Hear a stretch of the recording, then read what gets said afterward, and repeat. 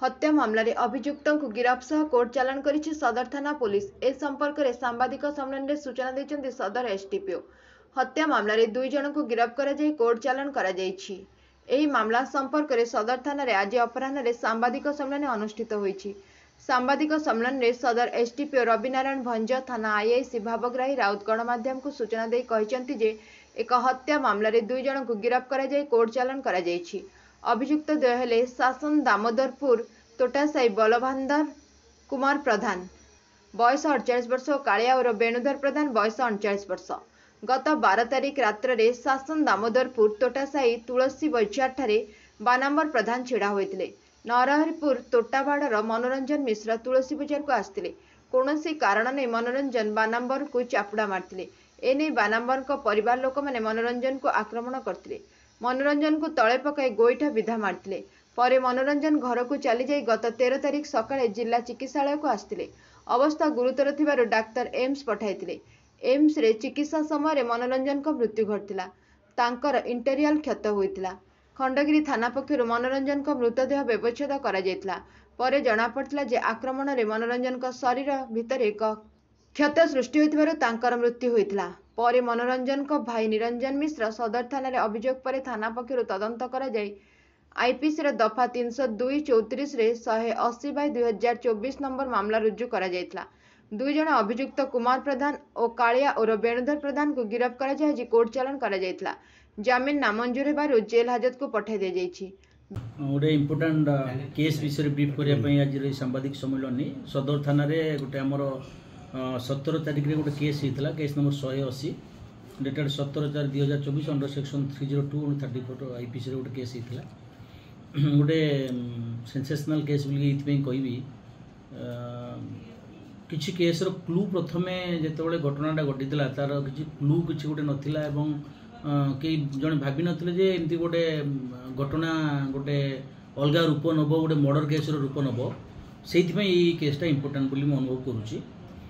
बानाम्बर प्रधान घर हूँ आपणकर तुलसी बजार तोटासाही अंडर शासन दामोदरपुर जीपी अंडर रे तार गोटे सेठी गिफ्ट शॉप अच्छी तार भाई बड़ फैमिली से गिफ्ट शॉप अच्छी पान दुकान अच्छी एमती 2-4टा खंडे दुकान अच्छी तुलसी बजार छकरे से गाँव में मनोरंजन मिश्र जी केस जे डिसीज जी मरी जाइए मन बोली ता नाटा तार घर से तोटाबाड़ नरहरिपुर से शासन दामोदरपुर अंडर रे से बड़ भाई गोटे से गोटे स्टेशनरी दुकान अच्छी दुकान पाखापाखि दुकान ये मन जी से ड्रिंक्स फिंक्स करे मझे मझे डिस्टर्ब करे से दिन जो दिन आम घटना 12 तारिख दिन घटना घटी संध्या 7:30 पाखापाखि हम से इंटॉक्सिकेशन अवस्था आसिकी से बानाम्बर प्रधान घर पाखे तार कौन कारण एक्सचेंज ऑफ वर्ड बढ़ी बानाम्बर प्रधान टी एजेड लोक हम 78-80 बयस पाखापाखि हम से गोटे चटकणी मार्ची मारला से बुढ़ा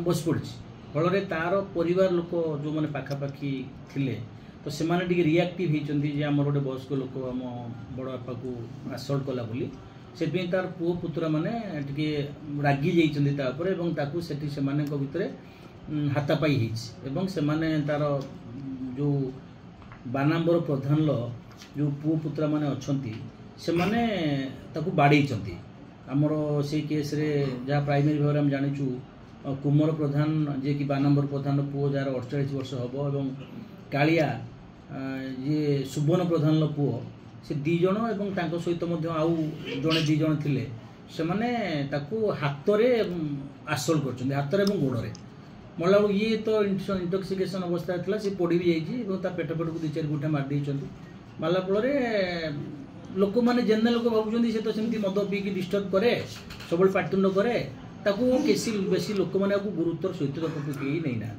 सब्सिक्वेंटली लोक आसी तो छड़े दी पलि आस ये आसिक किसी समय गला दुकान निजर बड़ भाई ये जो केस जो अभियोग देती आम पाखे निरंजन मिश्र से जो बानाम्बर प्रधान दुकान पाखु 100 मीटर 100 गज खंडे दूर में ता दुकानटा से ता दुकान पाखे आसिक बरगछ पाखे ये पड़ जाइए पेट पेट कौन हो पेट कौन हो पड़ जाइए ତା ଭାଇ ମଧ୍ୟ ତାକୁ ଏତେ ଗୁରୁତ୍ୱ ଦିଏନି, ଏମିତି ସେ ବେଳେବେଳେ ହୁଏ ବୋଲିକି ହେଇଛି। କିନ୍ତୁ ଅଧଘଣ୍ଟା ଘଣ୍ଟାଏ ଖଣ୍ଡେ ପଡ଼ିଲା ପରେ ତା ଭାଇ ତାକୁ ଦେଖିଛି, କହିଲା ନା ଭାଇ ମୁଁ ପେଟ କାଟୁଛି। ତାକୁ ସବସିକ୍ୱେଣ୍ଟଲି ତା ଭାଇ ତା ଘରକୁ ନେଇଯାଇଛି। ଘରକୁ ନେଲା ପରେ 2-3 ଘଣ୍ଟା ଖଣ୍ଡେ ପରେ ମଧ୍ୟ ସେ ପେଟର ପେନ୍ ଯେମିତି କହିଲା, ତା ଭାଇ ଲଗାଇ ମଦ ସବୁବେଳେ ପିଏ, ତେଣୁକରି ବୋଧେ ଗ୍ୟାସ୍ ଫ୍ୟାସ୍ ହେଇଯାଇଛି। ତାକୁ ଗ୍ୟାସ୍ ମେଡ଼ିସିନ ଦେଇଛନ୍ତି, ଗ୍ୟାସ୍ ଇଞ୍ଜେକ୍ସନ୍ ଦେଇଛନ୍ତି। ଆଉ ତାକୁ ଏତେ ଗୁରୁତ୍ୱ ନେଇନାହାନ୍ତି, କାରଣ କେହି ଭାବି ନାହାନ୍ତି ଯେ ଏମିତି ଗୋଟେ ଛୋଟ ଘଟଣାରୁ ଏମିତି ଗୋଟେ ବଡ଼ ଧରଣର କିଛି ଗୋଟେ ହେଇପାରିବ ବୋଲି। ସବସିକ୍ୱେଣ୍ଟଲି ତାକୁ ଯେତେବେଳେ ବହୁତ ଆଘାତ ହେଇ ପେଟ ଯେତେବେଳେ ତାକୁ ମାନେ ବେଶୀ କାଟିଛି, ସେ ଲୋକଟା ନିଜେ ପଳେଇ ଆସିଛି ଆମର DHH ପୁରୀକୁ। ସେଇଦିନ 12 ତାରିଖ ଦିନ 13 ତାରିଖ ଦିନ ଭୋରୁ ପଳେଇ ଆସିଲା ପରେ ତାଙ୍କ ଘରକୁ ସେମାନେ ତା ପରଦିନ 11ଟା ବେଳକୁ ଖବର ଦିଆହେଇଛି, ସେମାନେ ଆସିଛନ୍ତି ଏବଂ ଡକ୍ଟର ପ୍ରାଇମେରୀ ଭାବରେ ଦେଖିଲା ଯେ ତାର ସିଚୁଏସନ୍ ଖରାପ ଆଡ଼କୁ ଯାଉଛି। ତେଣୁକରି ସେ ତାକୁ 13 ତାରିଖ ଦିନ ରେଫର କରିଦେଲେ ଏମ୍ସକୁ। ଏମ୍ସକୁ ସେମାନେ ପଳେଇ ଯାଇଛନ୍ତି। ଏମ୍ସରେ ପଳେଇଲା ପରେ 13-14 ସେମାନେ ଏମ୍ସରେ ପହଞ୍ଚିଛନ୍ତି। ପହଞ୍ଚିଲା ପରେ ତାଙ୍କର 17 ତାରିଖ ଦିନ ଭୋରୁ ଗୋଟେ ଅପରେସନ୍ ହେଇଛି। ତାର ଇଣ୍ଟେଷ୍ଟାଇନ୍ରେ ଦେଖିଲେ, ଡକ୍ଟର ସେଠି କଲା ପରେ ଦେଖିଲେ ଯେ ତାର ଇଣ୍ଟେଷ୍ଟାଇନ୍ର ଇଞ୍ଜୁରି ଅଛି, ଫାଟି ଯାଇଛି। ତ ଏମାନେ ଯେଉଁ ଗୋଇଠା ଫଇଠା ମାରିଛନ୍ତି, ବାହାରକୁ କୌଣସି ପ୍ରକାର ଇଞ୍ଜୁରି ଦେଖାଯାଇନି, କିନ୍ତୁ ଇଣ୍ଟରନାଲ୍ ବ୍ଲିଡ଼ିଂ ଇଞ୍ଜୁରି ତାର ଇଣ୍ଟେଷ୍ଟାଇନ୍ରେ ହେଇଛି ଏବଂ ସେଠି ସେ 17 ତାରିଖ ଦିନ ସେ ଏକ୍ସପାର୍ଟ କରିଯାଇଛି। କଲା ପରେ ସେମାନେ ସେଇ ନିକଟସ୍ଥ ଥାନାକୁ, ଖଣ୍ଡଗିରି ଥାନାକୁ ସେମାନେ ରିପୋର୍ଟ କରିଛନ୍ତି। ରିପୋର୍ଟ କଲା ପରେ ସେମାନେ ଗୋଟେ UD କେସ୍ ସେଠି କରିଛନ୍ତି ଏବଂ ତାର ବଡ଼ ଭାଇ ଆମ ପାଖରେ ଆସିକି, ଗୋଟେ ନିରଞ୍ଜନ ମିଶ୍ର ଯିଏ ତାର ବଡ଼ ଭାଇ, ସେ ଆସିକି ଆମ ପାଖରେ ଗୋଟେ ରିପୋର୍ଟ ଦେଲେ ଯେ ଏମିତି ମୋ ଭାଇକୁ ଏମିତି ମାରିଛି। ତ ବଡ଼ ଭାଇ ମଧ୍ୟ ସେତେବେଳେ ପର୍ଯ୍ୟନ୍ତ ଜାଣୁନି ଯେ ମୋ ବଡ଼ ଭାଇକି କିଏ ଜଣେ ଆସଲ୍ଟ କରିଛି, ଯାହାଫଳରେ ତାର ଏମିତି ଗୋଟେ ଅସୁବିଧା ହେଇଛି ଏବଂ ତାପରେ ତାର ମୃତ୍ୟୁ ହେଇଛି, ସେ ପର୍ଯ୍ୟନ୍ତ ଜାଣିପାରୁନି। ସବସିକ୍ୱେଣ୍ଟଲି ଆମ ରିପୋର୍ଟ ପାଇଲା ପରେ ଆମେ ମଧ୍ୟ ପ୍ରଥମେ କନଫ୍ୟୁଜ୍ ହେଲା, କାରଣ ଯେତେବେଳେ ତାଙ୍କ ଭିତରେ ଗଣ୍ଡଗୋଳ ହେଇଛି 7ଟା ବେଳେ, 7ଟାରେ କିଛି ହେଇନି, ତାର କୌଣସି ଏକ୍ସଟର୍ନାଲ୍ ଇଞ୍ଜୁରି ବଡ଼ିରେ ନାହିଁ। ହସ୍ପିଟାଲକୁ ସେ ମାନେ ପାଖାପାଖି 12 ଘଣ୍ଟା ପରେ ହସ୍ପିଟାଲକୁ ଯାଉଛି, ତାପରେ 5-6 ଦିନ ପରେ ମରୁଛି। ଆମର ମଧ୍ୟ ଟିକେ ଡାଉଟ୍ ହେଇଥିଲା। ତୁରନ୍ତ IIC ସଦର ଥାନା ବାବୁଗ୍ରାହୀ ରାଉତ ସେ ନିଜେ ଯାଇକି ଏମ୍ସର ଯେଉଁ ଡକ୍ଟର ଅଟୋପ୍ସି କରିଥିଲେ, ତାକୁ ପୋଷ୍ଟମର୍ଟମ୍ କରିଥିଲେ, ଯେଉଁ ତାକୁ ଟ୍ରିଟମେଣ୍ଟ କରିଥିଲେ, ସେ ସମସ୍ତ କାଗଜପତ୍ରକୁ ସିଜର କରାଗଲା ଏବଂ ସେ କେସ୍ର ଯେ ଥାନାର ଯେ ଇଓ ଥିଲେ, ସେ ଯେଉଁ ଥାନା କନସର୍ନ ଥାନା ଖଣ୍ଡଗିରି ଥାନାର ସେମାନଙ୍କୁ ମଧ୍ୟ କନସଲ୍ଟ କରାଗଲା ଏବଂ ଡକ୍ଟରଙ୍କୁ ଓପିନିଅନ୍ ଜଣାପଡ଼ିଲା ଯେ ତାର ଏକ୍ସଟର୍ନାଲ୍ ଯେଉଁ ମାଡ଼ଟା ହେଇଛି ତା ପେଟରେ, ଯେଉଁ ଏକ୍ସଟର୍ନାଲ୍ ପ୍ରେସରଟା ତା ପେଟ ଉପରେ ହେଇଛି, ଯାହାଫଳରେ ତାର ଇଣ୍ଟରନାଲ୍ ଅର୍ଗାନ୍ସଟା ବ୍ଲିଡ଼ିଂ ହେଇକି ଇଞ୍ଜୁରି ହେଇଛି, ଯାହାଫଳରେ ସବସିକ୍ୱେଣ୍ଟଲି ତାର 4-5 ଦିନ ପରେ ସେ ମରିଯାଇଛି। ଏବଂ ଏହି ଘଟଣା ଆମେ ଜାଣିସାରିଲା ପରେ ଏବଂ ତାର ବେଡେଡ୍ ଟିକେଟ୍ ଏବଂ ବିଭିନ୍ନ କାଗଜପତ୍ର ଆମେ ସିଜର କଲା ପରେ ଜାଣିଲୁ ଯେ ନିଶ୍ଚିତ ଭାବରେ ଏଇଟା ଗୋଟେ ବ୍ରୁଟାଲ୍ ମର୍ଡର କେସ୍ଟେ ହେଇଛି, ଏଇଟା ଗୋଟେ ସାଧାରଣ କେସ୍ ନୁହେଁ।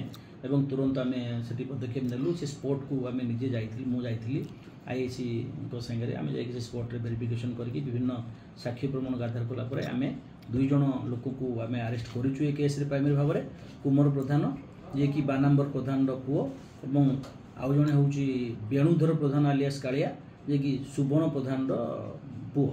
ये जो सेमाने गोटे परिवार गोटे बड़ फैमिली 4-5टा दुकान अच्छे 2 जन आरेस्ट कर प्राइमा फेसिया 2 जन नार बर्तमान सुधा एस्टाब्लिशमेंट होती है इन्वेस्टिगेशनटा आगु आमर जीव